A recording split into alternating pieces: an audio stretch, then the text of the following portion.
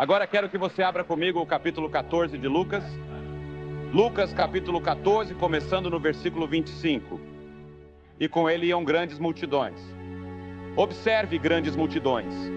Há uma grande multidão aqui esta noite, apesar do fato de que aqui no estádio de Tampa está um pouco mais frio do que Tampa normalmente tem nesta época do ano. E muitas pessoas estão com seus casacos esta noite. Mas o meteorologista promete que amanhã estará bem quente. E há uma grande quantidade de pessoas aqui. Há 35 mil pessoas aqui, apesar do frio. E essa é uma multidão enorme em qualquer lugar do mundo. E havia grandes multidões com ele. E ele, voltando-se, disse-lhes... Você sabe, toda vez que uma grande multidão começava a seguir Jesus, ele a separava. Ele diria, você sabe, vou morrer em uma cruz. Se você não estiver disposto a ir comigo, não me siga. E isso separava as pessoas ali mesmo, porque elas não queriam ir para uma cruz. Pois a cruz era um local de execução romana, onde se executavam criminosos.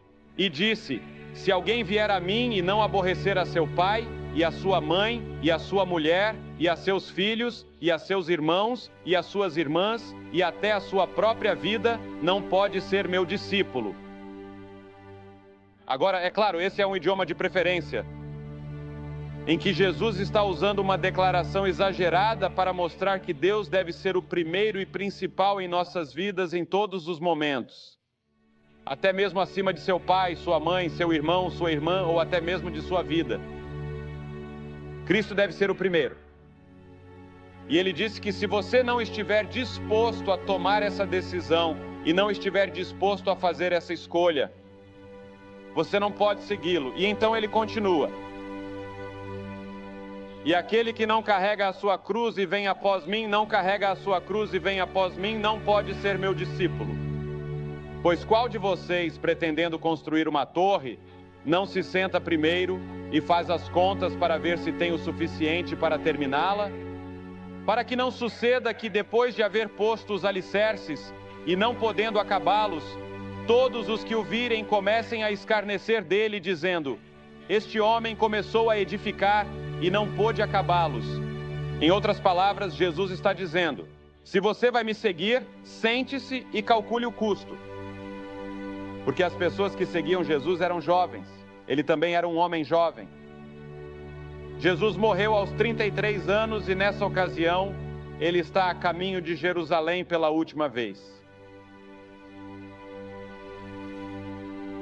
E se você pegar Lucas desde o capítulo 13, o versículo 31 até o capítulo 19 e o capítulo 27, isso tem a ver com essa jornada.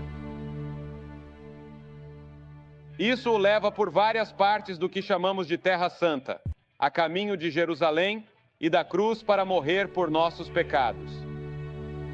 E você sabe, quando lidamos com os jovens de hoje, há 3 tipos de tensões que encontro entre eles.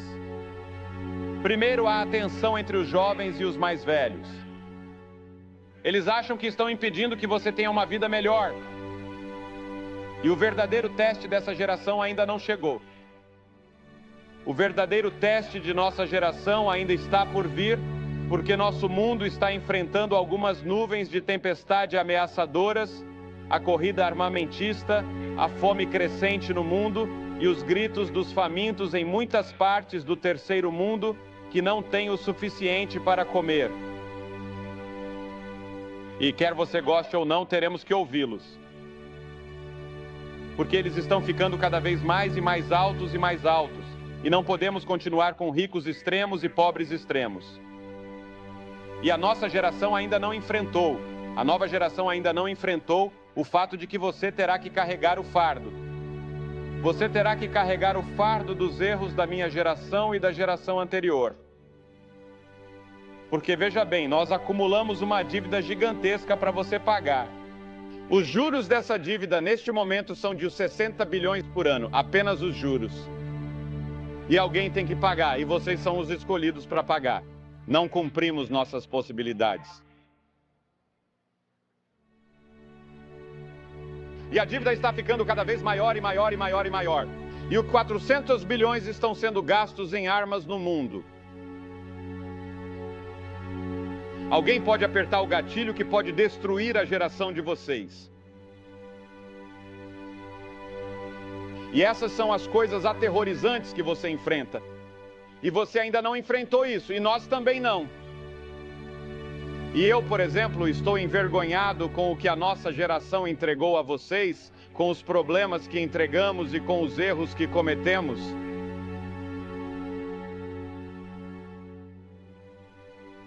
E um desses erros é que não apresentamos claramente a você o Evangelho de Cristo e o que custa seguir a Cristo e a alegria, a emoção e o entusiasmo de seguir a Cristo e conhecê-lo e ter seus pecados perdoados, para que mesmo que você esteja em uma cadeira de rodas, possa ter aquele sorriso maravilhoso e dizer, graças a Deus.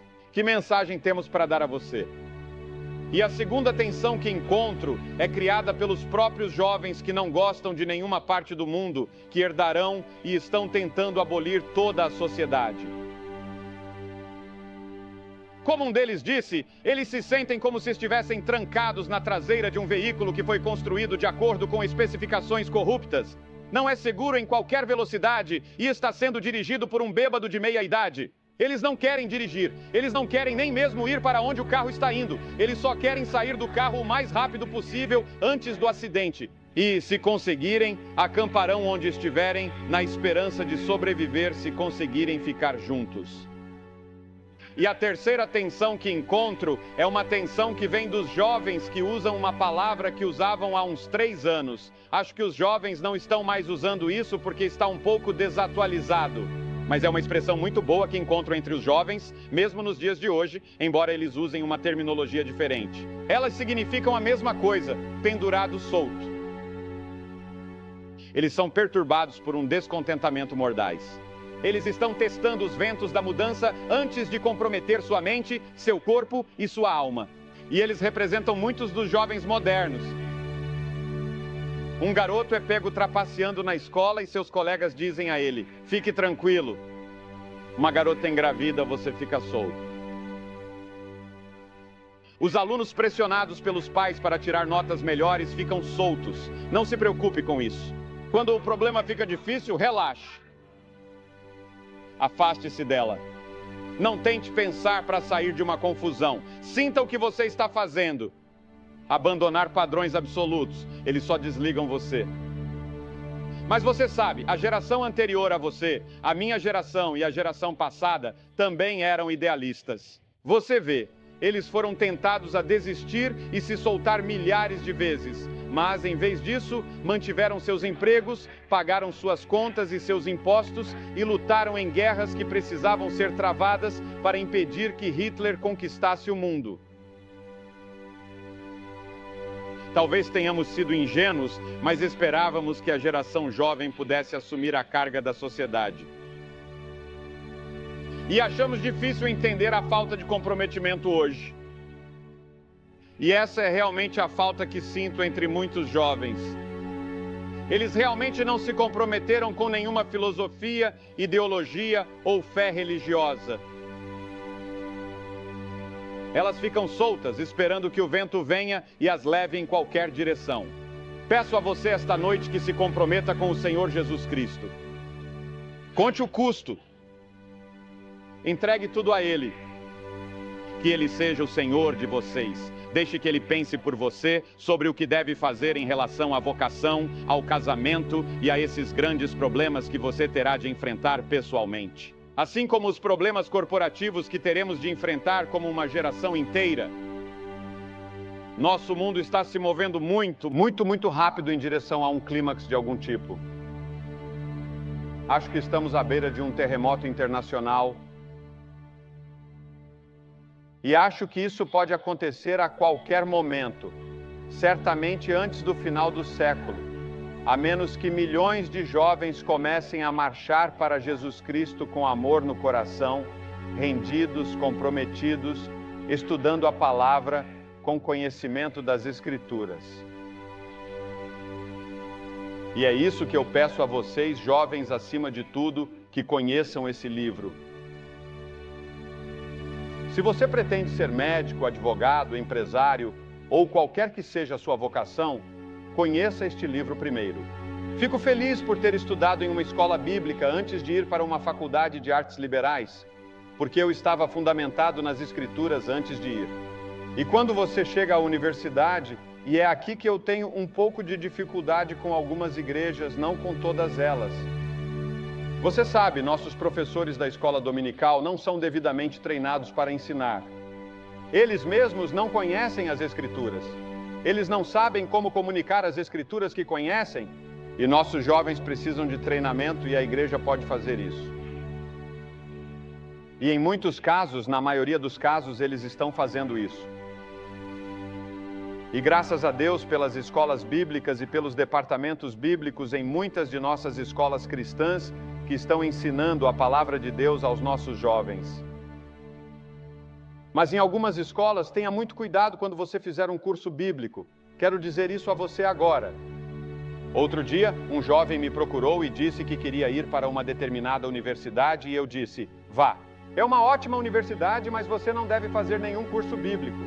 Porque nessa universidade, os professores dessa universidade querem destruir a fé que você tem.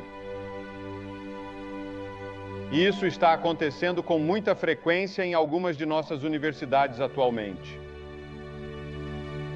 Na verdade, um professor de quem ouvi falar, e na verdade sei o nome dele, entrou na sala de aula. Ele disse, eu devo ensinar a Bíblia a você? Ele disse, primeiramente, não acredito em uma palavra sequer.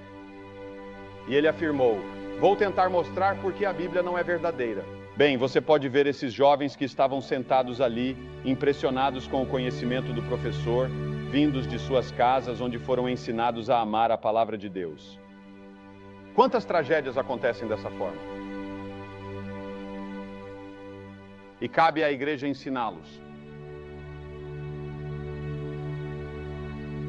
E para ter certeza de que nosso ensino é a verdade da palavra de Deus. Agora, você sabe, quando se trabalha com jovens, há 3 problemas que você enfrenta quando se trata, eu acho, da palavra de Deus. Primeiro, há um problema intelectual. Agora, isso não é um problema tão grande como era há alguns anos, porque você vê, a ciência hoje tende a confirmar a palavra de Deus. Quando eu estava na escola, a ciência parecia ser contra a palavra de Deus. Hoje, a grande maioria dos cientistas acredita em Deus. 35 anos atrás, a grande maioria não acreditava em Deus. Portanto, o problema intelectual não é tão grande. Mas o problema intelectual que enfrentei é um problema que muitos de vocês enfrentam. Tive que decidir quem era Jesus Cristo.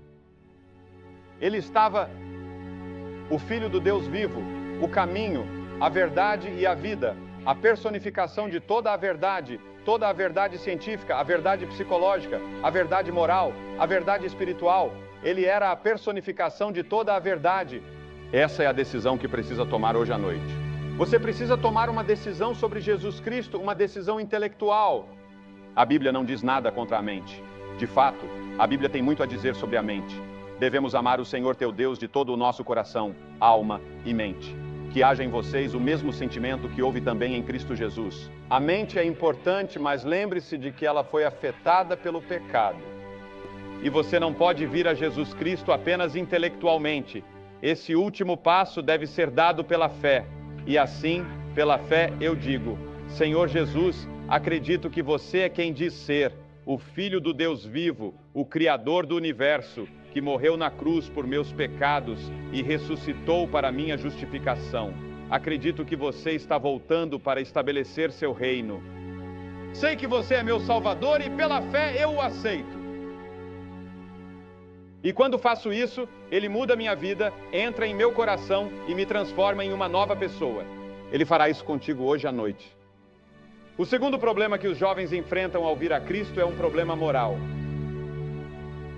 Atender aos altos padrões de Cristo. Porque, como você vê, Cristo exigiu o primeiro lugar em tudo. E você precisa vir a Cristo sabendo que terá de pagar um preço. Não pode levar esses pecados sujos, terá que deixar de mentir. Você terá que parar de dormir com aquela garota que não é sua esposa. Você precisa parar de trapacear na escola. Você deve assumir responsabilidade e trabalhar. Você terá de estudar a palavra de Deus para se mostrar aprovado diante de Deus, um obreiro que não precisa ser envergonhado. Todas essas coisas são caras. Você está disposto a pagá-los?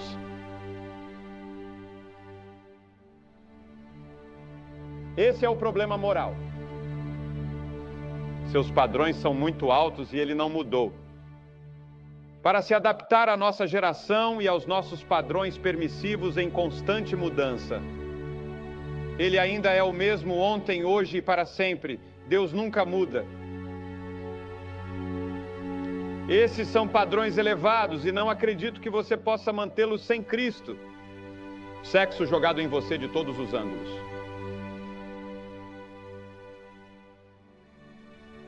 O instinto sexual é muito forte. Deus o deu a você. É um presente de Deus. Não há nada de errado com isso.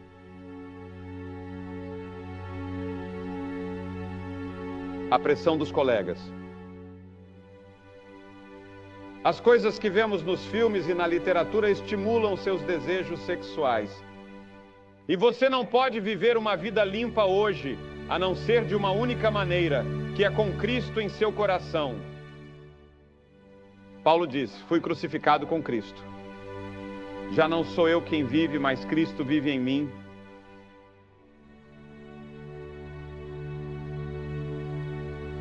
As Escrituras dizem que o pecado não terá mais domínio sobre você. Houve um tempo em que o pecado reinava em sua vida, mas quando você vem a Cristo, o pecado não reina mais. Cristo governa, e Ele pode ajudar você a atender aos altos padrões que Ele estabelece em termos de moralidade e ética. Agora, suponha que você aceite Cristo, escorregue e caia. O que acontece? Você não se tornará perfeito.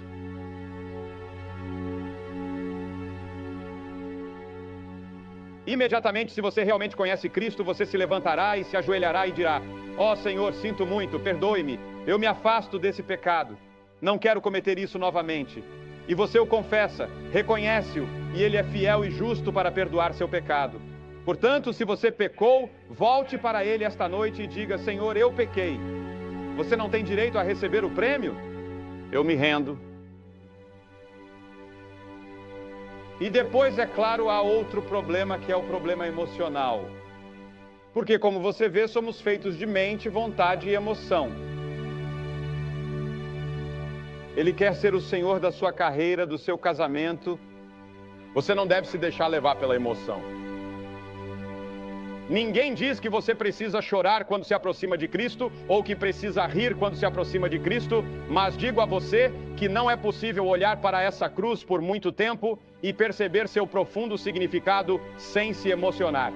Que Deus enviaria seu Filho, o Senhor Jesus Cristo, para morrer e derramar seu sangue por você, para que você pudesse ter o perdão dos pecados e a vida eterna, e saber que vai para o céu. Agora, Deus faz 3 reivindicações ou 3 apelos a você. Primeiro, Ele chamou você para a pessoa de Jesus Cristo. Venha, raciocinemos juntos, diz o Senhor. Mesmo que seus pecados sejam escarlates, serão brancos como neve. Eles podem se tornar brancos como a neve por causa da cruz. Ele chamou-te para Cristo hoje à noite. Não é um chamado da igreja. Não é uma chamada familiar. Não é uma chamada nacional. É um chamado a uma pessoa, da pessoa de Cristo. Quantas pessoas aqui esta noite estão na igreja, mas você realmente não conhece a pessoa de Cristo por si mesmo? E em segundo lugar, Deus chama você para a consagração. A palavra consagração significa separar.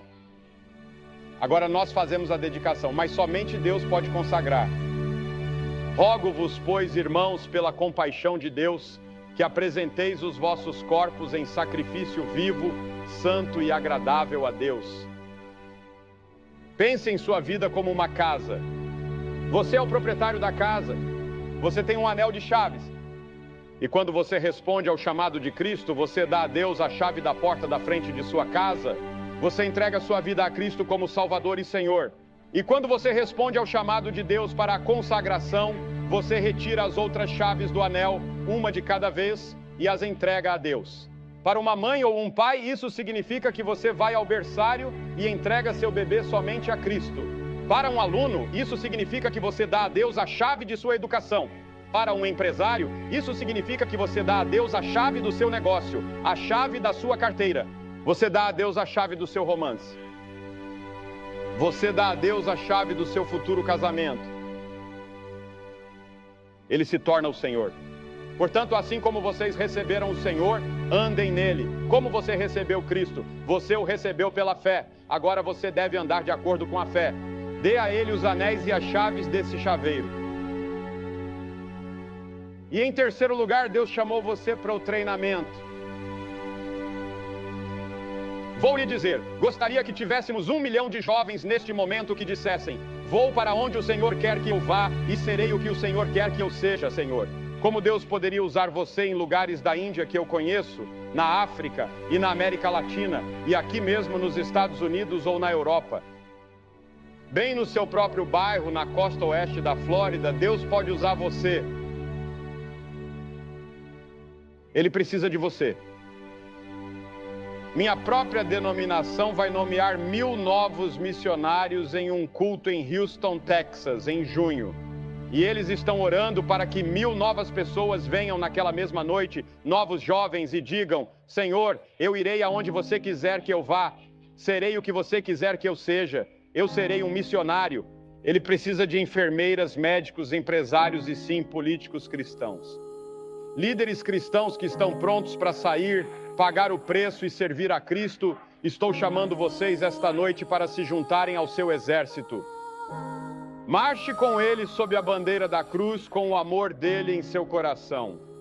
Mas primeiro você terá de tomar a primeira decisão e dar o primeiro passo e dizer: sim, pela fé eu o recebo, Senhor, em meu coração. Vou pedir a vocês que façam isso agora mesmo. Centenas de vocês, jovens e idosos, vou pedir que façam algo que já vimos milhares de pessoas fazerem. Vou pedir a vocês que se levantem de seus assentos agora mesmo, centenas de vocês, e venham e fiquem de pé neste campo e digam: ao vir, eu recebo Cristo, quero seguir a Cristo, quero entregar a Ele todas as chaves do meu anel, custe o que custar. Estou disposto a pagar o preço esta noite, seja ele qual for.